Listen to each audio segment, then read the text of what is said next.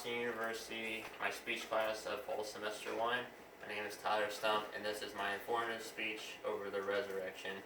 So when we look at the resurrection of Christ and the importance, you have to go back to around AD 30, 36. Historians really don't know the exact day it happened, but they around Nisan, which is in today's calendar, April of today's calendar, the 14th. So that would start out about April 14th. And we have to go back to after Christ is crucified.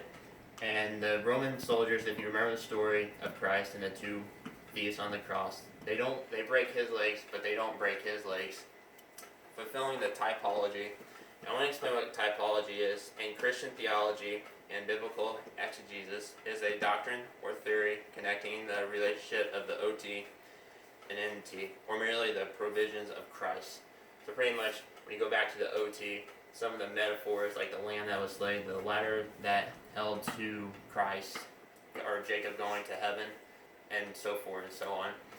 So then they don't break that, fulfilling the typology of David in Psalms 34:20. It says, "He protects his bones, not one of them will be broken." So there's one typology filled. And then if you go back to the Mosaic Law, back in Deuteronomy, which is the 5th book of the Bible, you have to look at how they used to put a dead body on there, that they would wrap it up and say, you need to take this dead body and get it out of here. And that's what they did. Excuse me. And then here comes Joseph of Arimathea, which is the first visual aid I have of here's Joseph and then here's Jesus in the fine cloth. And Joseph of Arimathea was a wealthy guy. He had a ton of money, and he was part of the Sanhedrin, which is the high courts of the priests and the Jewish council. And he goes to Pontius Pilate, and he says, "Hey, can I have Jesus' body?" So Pontius Pilate says, "Sure, have his body." So then Joseph of Arimathea he buys an empty tomb in Jerusalem, and he puts his body in there. So then we go to the next. And I just want to say, between 80, 65, and 90, the 4 canonical Gospels, so Matthew, Mark, Luke, and John, they all have Jesus' trial, arrest, crucifixion, buried, and his resurrection in them. And between that time frame of 30 years and have that same audience say the same thing, maybe just worded a little bit differently, I believe is no coincidence. Now I want to go to the woman that found Jesus and her importance to the story of the resurrection. So Mary of Magdalene was a lady who was very, very looked down upon until Jesus found her. I think you can find her in John 8, the woman of the adulteress at the well. A lot of people protect her that. She's the one that finds Jesus. And I just want to, if you know anything about first century Jewish or Palestine, here's some quotes about how they kind of treated women. So this is from Rosh Hashanah. It says, "Any evidence which a woman gives is not valid to offer. This is equivalent to saying that one who rabbinically accounted a robber is qualified to give the same evidence as a woman." And this is from Sota. "Sooner let words of the law be burnt than delivered to women."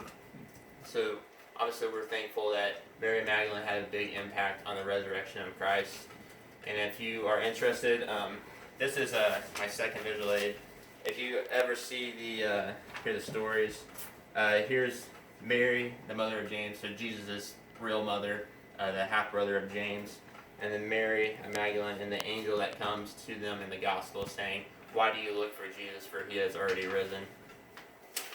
And I just want to give my third visual aid, that this was, so once Jesus resurrected from the dead, all his disciples scattered. And that's in Isaiah 53, the other typology, that they all would follow him, but then they would all scatter once he got arrested.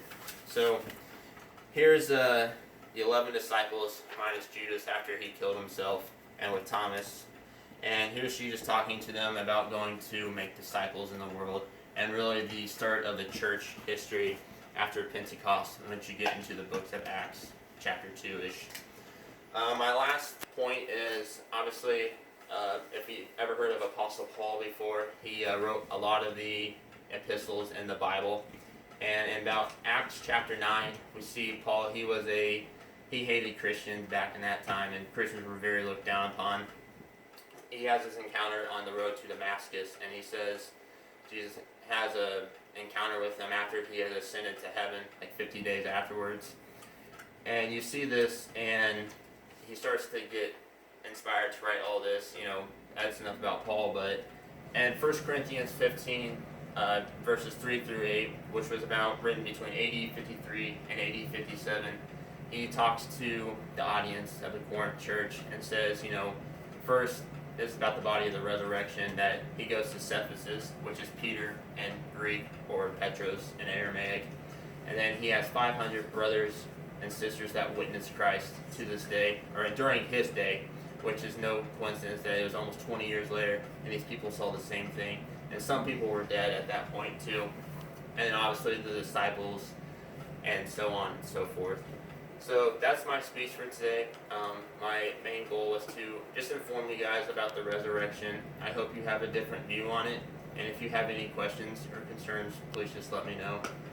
Thank you, class, for your time and effort to watch this, and God bless. Oh, can you spin it around? And we'll do a nice little pan here.